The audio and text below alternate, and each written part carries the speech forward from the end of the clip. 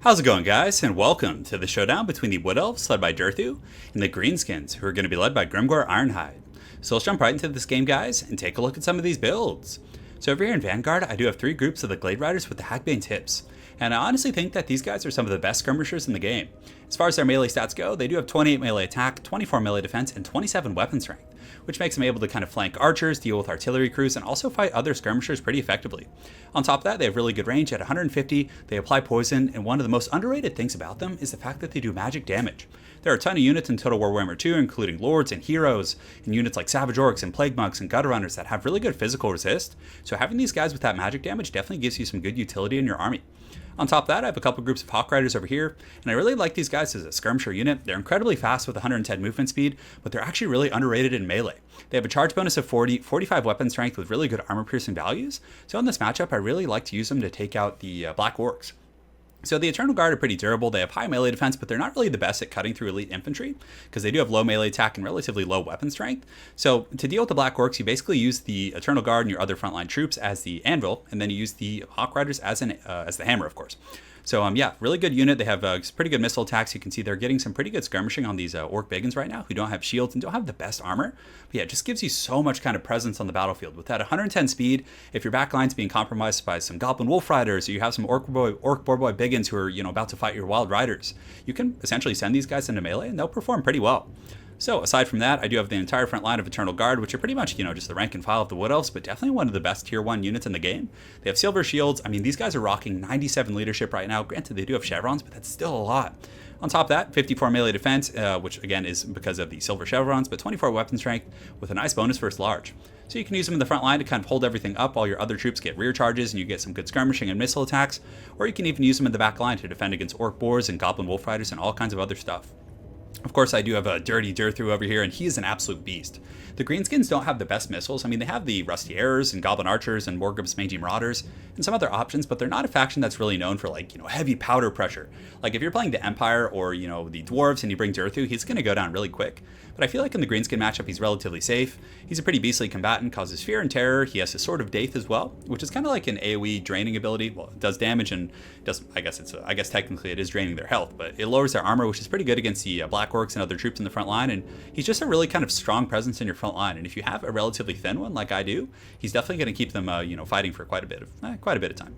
In the back, I do have a Spell Singer with the Lore of Life, so just in case my opponent did bring, not Earthblood, but if he brought a bunch of archers and a bunch of pressure on DURTHU, you need to be able to keep him alive, because he is a massive investment.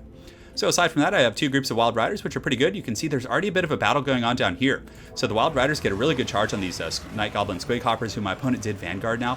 Did they have Vanguard before? I don't remember. But the Wild Riders are pretty good against Greenskin Cav. They do really well against lightly armored Cav. And the Orc Boars this is actually the Broken Tusk Bomb, so this is a little bit scarier. So I do have my other Wild Riders coming up and over the hill, and they're going to get a nice downhill charge. And I also do have fire coming in, so the Rudolph Gank Squad here. And I think there might be something wrong with my installation of the game. I verified my files a couple times, but look, these guys look like they're out of Tron. This looks like straight up like Tron Legacy. I'm just waiting for the Daft Punk soundtrack to come on as these guys engage, but they're going to be getting a great surround on these Broken Tusk Mobs here. And the Wild Riders definitely are, I think, a solid pick in this matchup as well. So for my opponent's army, he has a combination of, different regiments of renown. So he's got the Warlords Boys, and I think he has the AP Caloonies. Rusty Arrows in the back, he's got some of these Orc Biggins here, and the Orc Biggins are going to really tear apart my Eternal Guard. I mean, they have pretty good sustained combat stats with 39 melee attack, 42 weapon strength, and yeah, you can see my guys took a lot of shock damage there. But, DURTHU, everyone, thinks that, yeah, Grimgor is very strong. He has Gitsnik, which gives him melee attack and armor piercing, but DURTHU is just going to spank him. He's actually a really strong combatant. Kolek does beat DURTHU one-on-one, if I'm not mistaken, but I mean, DURTHU, it puts up a good fight. You can see that Grimgor right here is just taking an absolute spanking. My opponent does have his Rusty Arrows and I think Orc Arrow Boy shooting. It looks like his Rusty Arrows are on the far side. And look at that, just 2 or 3 attacks and Grimgor has to run, even with Gitsnik. So I do also pop the Sword of Daith right there, and things are definitely going pretty well.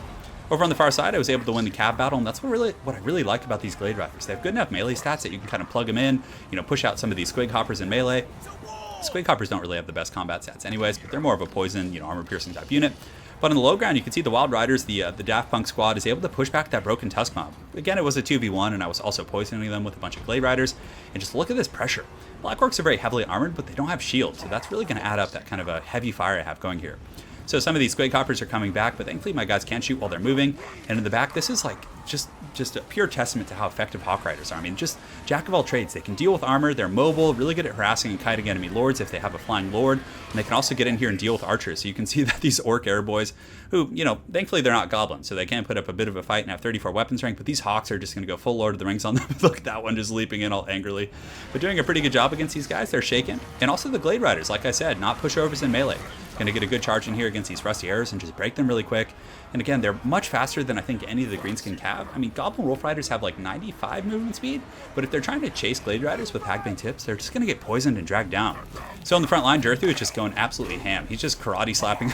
He just like slapped that guy with his vines right there, and he does a nice little stab on that Black Orc. So man, he is just doing work in the front line. So now it's time for the hammer and anvil. Eternal Guard's just holding things down, and the Hawk Riders coming in to hammer these Black Orcs. So you would never think, like if you just looked at it like objectively and you didn't know the game, you'd never think that Hawk Riders are just going to be the masters at slaying Black Orcs, but they're really good in this matchup. So they get in against these Black Orcs, doing some pretty solid damage, and of course DURTHU is just going to be stomping all over these guys. It looks like a Flock of Doom or Lamentation of Despair coming down. Yeah, it looks like a Flock of Doom. So yeah, definitely some nice utility. Whenever I bring DURTHU, I really like to just bring a Flock of Doom and then bring Lore of Life. So now the Wild Riders, having cleaned up the flanks, are going to come in and just slam into these orcs. You can see they're just going to get pile drive by these guys. The Wild Riders coming in with a steel chair in the back. Oh, the humanity. Doing a pretty good job against these guys. I do have my caster, but my Eternal Guard's definitely buckled. Like, I did not have the front line to kind of stand with him. But DURTHU, like, when I was able to kind of compromise his back line, deal with the Broken Tusk Mob and these other skirmishers and archers in the back just by having superior skirmishing, he wasn't really able to put any pressure on DURTHU since the Rusty Arrows and his Orc Air Boys and the Broken Tusk Mob, which are anti-large and armor piercing, did go down. So these Gabos definitely not in for a good time here. You can see the Daft Punk squad is going to come in and run them over. And honestly, even if this is a bug, the fact that they look like they're from Tron, like, I don't know if I want to change it. I kind of like the way they look now. It's pretty ridiculous, but they just run down these goblins. And Wild Riders, you know, if they're not fighting against armor, they are exceptional. They have Frenzy. They have a nice little physical ward save. Is it 10%? I can't remember what it is. Actually 20. So wow, I actually didn't know it was that high. But a big charge bonus, really good against lightly armored troops with their Frenzy. And of course, they're poisoned right now, so it's not really going to show accurate stats, but definitely solid in the Greenskin matchup. So over in the main line, you can see DURTHU's getting a little bit crazy. He's just kind of stomping the art. I think Grimgor actually shattered off the battlefield. DURTHU just spanked him so badly. You can see he's running up in the hills, just all ashamed, just doing the Black Orcs. Not doing him any favors. So he's running up in the hills. You can see my Glade Riders with the Hagbane tips, just kind of skirmishing in the back, just cleaning things up and perpetually applying poison to these blobs. So the Hawk Riders are a unit that you kind of want to use more as like shock cav. In sustained combat, they're going to do okay, but they still are relatively squishy. They only have 15 armor, their defensive stats aren't the best, with 18 melee defense, and they have a good charge bonus. They have good weapon strength. They'll, you know, do a cycle charge, fight for about 10 or 15 seconds, and then just pull them out, and that's going to do the job. That's what she said. But yeah, they're having a good old time. So DURTHU in here is going to be popping the Sword of Daith, which is going to be draining these guys, and you can see he is just massacring these Black Orcs. They're taking a ton of arrow fire, and you can see these Wild Riders coming from over the hill, and he literally cleaves like 4 of those Black Orcs at once. Optimus Prime just going crazy here, having a good old time, and here come the Wild Riders to kind of seal the deal. So you guys can see the bounce power starting to shift in my favor a little bit. Wild Riders doing a pretty good job of chasing down these Orc Biggins. And yeah, it feels like it would definitely be a pretty hard matchup for the Greenskins. I think that Azag, I wonder how Azag would be. I mean, he is a little bit at risk because the Hawk Riders can kind of kite him, and of course, like, this isn't the most traditional Wood Elf build, although I think it's actually really strong. But a lot of Wood Elf players are going to bring a Glady on a dragon or on a horse and bring Prey of Anathrama, so if you bring a Lord like Azag up in the air, he can get taken down pretty quick. Grimgor is durable. I think if I had gone a more traditional Wood Elf build, it would have been a little bit better for Grimgor, but DURTHU is just such a monster of a duelist, I think it was a little bit too much for him to handle. So you can see down here the Black Orcs and the Biggins are kind of just getting cut to pieces by a bunch of angry birds. You can see they're just getting dragged and like pick up by these Hawk Riders. Look kind of like, they look a little bit cheesy to me, but man, they're an awesome unit. So yeah, you can see the Wood Elves are going to be swarming on the last of the Greenskins, and I think that's going to be all she wrote for this match. So well played to my opponent. It was definitely a fun one, but that build felt really strong against the Greenskins. The Eternal Guards, you know, hold the front line. They'll obviously lose 1-1 against, you know, most of these, if not all of these Greenskin infantry, but really durable. They really hold it down and allow these units, you know, I mean, this is a ton of like firepower and kind of charging power.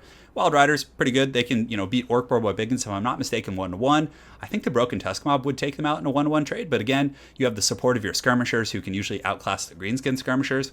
Because if Greenskins try to, you know, skirmish with you with like Morgav's Mating Marauders and Death's Creepers, they're going to get, you know, just out-traded and outclassed by the Glade Riders. So you have the advantage there. The Hawk Riders have pretty good range and mobility, so that just gives you even more control over the battlefield and mobility. It's just so many tools at your disposal. I honestly feel like the Wood Elves are a pretty competitive faction. DURTHU, I think this is a matchup in which you can get away with bringing him, but in a lot of other matchups versus like Empire, like I said before, in Dwarves and Dark Elves, like he's too risky. Other big lords, like if you're facing off against like Malekith on a Black Dragon with a bunch of Dark Shards and repeater crossbows, he's gonna have a little bit of trouble in that matchup, I think. But yeah, Mel Gibson's also really good. I'm a huge fan of Mel Gibson. The Hounds of Orion got pretty big buffs in Mortal Empires. It does some substantial damage now, so I definitely think he's a more competitive pick as well. But I think kind of the more OG, like just bring a really cheap Glady with Pravenoth Rama is kind of the classical, more efficient way to go. Granted, she wouldn't have laid a beating on Grimgor like that, so there is some give and take there. So very well played to my opponent, Evil. Evil. Look forward to seeing you again on Ladder, and hopefully you guys enjoyed that DURTHU showdown. Have an excellent night, guys, and take care.